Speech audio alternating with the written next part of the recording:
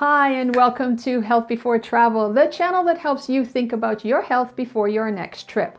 Today, we're going to be talking about things that you need to know before your next flight.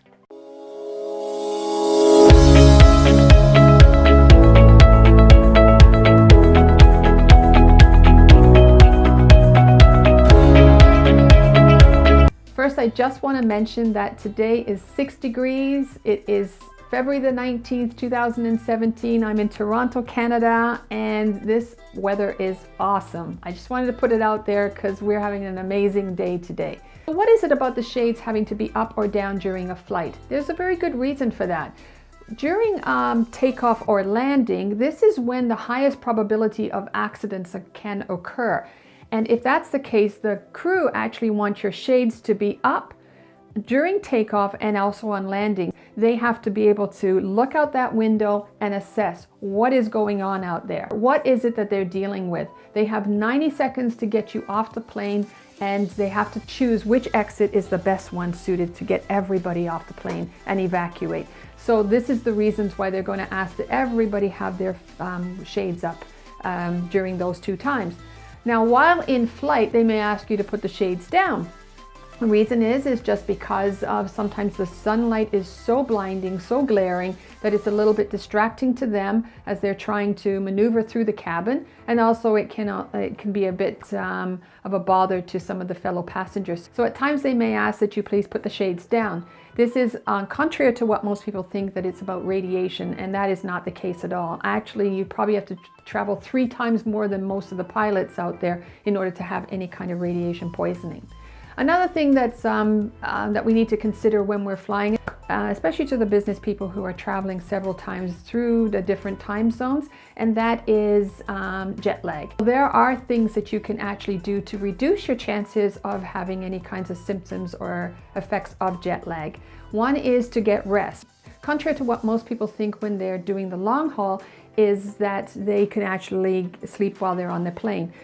Maybe not necessarily, so don't rely on that. Get some rest before you get on the plane, and that will also help to transition you across those time zones as well.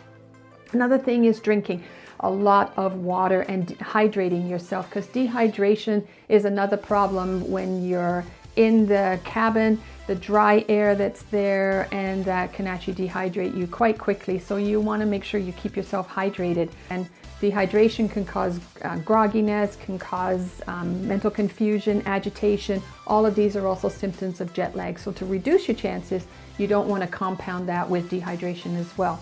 Now, when I said drinking, I do not mean alcohol, because that, of course, is a diuretic. It actually makes you go to the bathroom more, and it actually causes dehydration. So not a good one, as well as can make you feel foggy, inebriated, and just terrible, like that hangover. So the last thing you want to do is compound, again, jet lag with excessive alcohol. Okay, the next thing that is a concern when you're flying is DVTs, another name for deep vein thrombosis. And what is that? That is the formation of a clot. When you sit for long periods of time while on a flight, your legs become very swollen, edematous, and puffy. Then now your blood is actually more sluggish, and it's much more stickier, and so therefore if the platelets start to stick together, once they do, they can actually form a clot. And if that clot breaks off and it travels throughout your system and it gets stuck in your tiny little arteries that are inside your lungs or your heart, this is where it can cause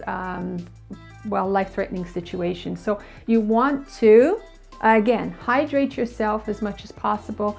A good rule of thumb is about 8 ounces every hour. Another thing too is, if you know you're going on a long haul, it's not a bad idea to chew on a couple of baby aspirins a couple days before, and that also helps to keep your blood thin as well. Walk as much as you can.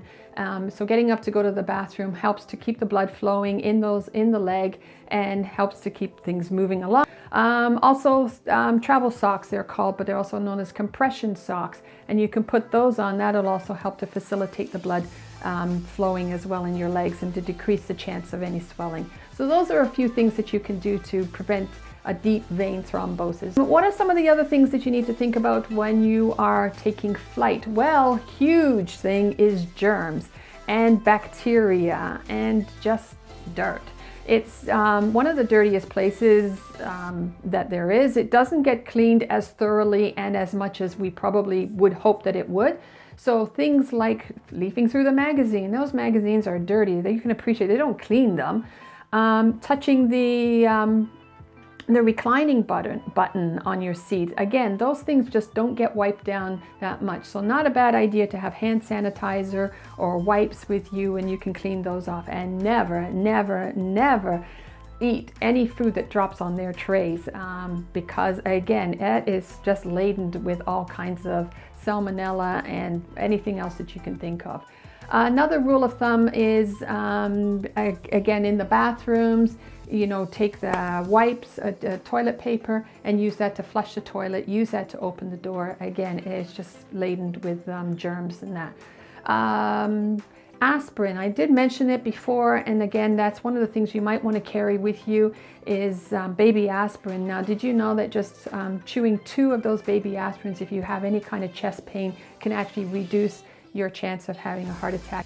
Another good idea to carry with you is earplugs. They actually have these earplugs that have holes in them, and they're very good for the compression in your ear, especially when the plane is decelerating mostly. So these earplugs are actually very good at reducing your chances of having any kind of ear discomfort. Another thing that you probably want to carry with you is a face mask. I was on a trip not that long ago, and actually I was listening to this person and that person and that person and the one behind me coughing, and so I had my face mask with me, and that just went on. It's becoming more and more common, so don't feel embarrassed putting it on, and don't feel embarrassed that you have to wear it to protect yourself, or that you actually are the one with the cough and that you actually want to protect all those around you. So having a face mask with you is a very good idea. Now let's get to what to wear while you're on the flight. The last thing you want to do is have high heels on. They are not very practical, period. In case of an emergency, you're probably going to have to kick those shoes off, and now you're barefoot. Also, along the same lines is flip-flops and also sandals, anything that's an open toe. So closed toes, flat shoes is a very good idea when you're flying. Not that you're dressing because you think there's going to be an emergency. One, it's just comfortable, more comfortable, but 2, the main thing is, of course, is just in case of a need for evacuation. So long sleeves, long pants is good, but also again, in the case of an emergency, you want your extremities to be covered. You don't want them to be exposed to any of the hazards that are around, be it a fire, be it extreme cold, extreme heat, anything like that. You want to make sure that your arms and legs are covered as well as your feet.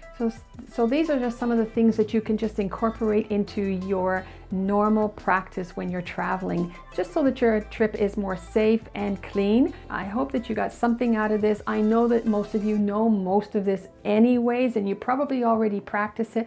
This is not a bad idea, just as a quick reminder for you. If you found today's information great, go ahead and subscribe to this channel. I'm going to be bringing you a lot more of these videos that is going to help you to travel safe as you go forward. A lot more different topics coming up. We're going to be talking about allergies, food allergies, exercising, just to name a few of the topics that are going to be coming up. So again, thank you so much for joining me here today on my channel. And don't forget to think health, stay safe before your next trip. See you soon.